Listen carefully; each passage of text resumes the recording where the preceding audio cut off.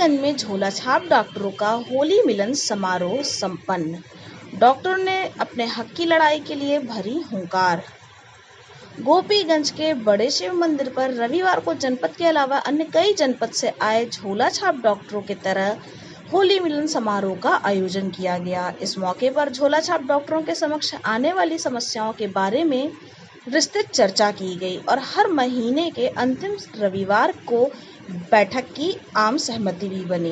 कार्यक्रम के मुख्य अतिथि सुरेंद्र बिंद्र ने कहा कि जिस तरह झोला छाप डॉक्टर समाज में अपनी अहम भूमिका निभा रहे हैं, उस पर सरकार को ध्यान देना चाहिए।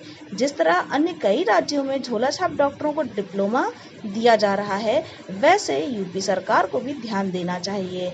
कहा कि अधिकारी से लेकर मंत्री तक झोला छाप डॉक्टरों की सेवा लेते हैं, लेकिन फिर भी उन्हें बहुत लोग हैं जो झोला छाप डॉक्टर से धन उगाही का कार्य करते हैं।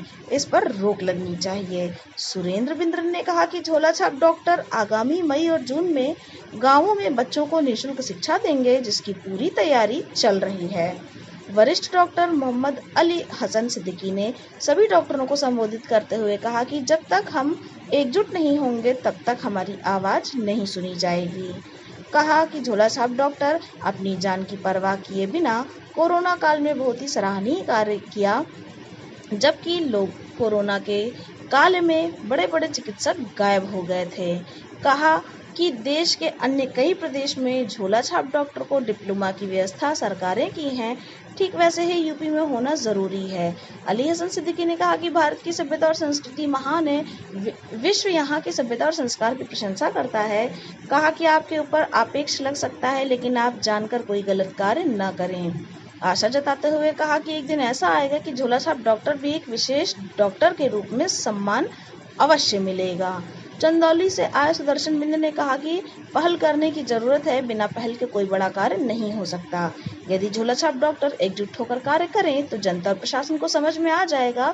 सरकार से मांग की कि बड़े हॉस्पिटल के लोग जो कंपाउंडर के रूप में कई वर्ष तक कार्य करते हैं और बाद में झोला छाप डॉक्टर के रूप में दर दर की ठोकर खाते हैं, इसलिए सरकार को ऐसे डॉक्टर को डिप्लोमा देने की जरूरत है और इसके लिए सभी को एकजुट होने की जरूरी है।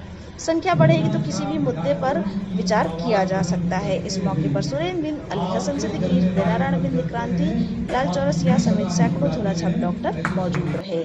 भदोही से जिला प्रभारी राजेश तिवारी की रिपोर्ट। 20 ऐसे 20, 30, 40, 50 की संख्या में गांव को चिन्हित करते हैं जहां कोरोना काल में बच्चों को पढ़ाई में बाधाएं आई थी। संगठन ने वहां 20 लमसम 20-30 गाँव को चिन्हित कर रहा है।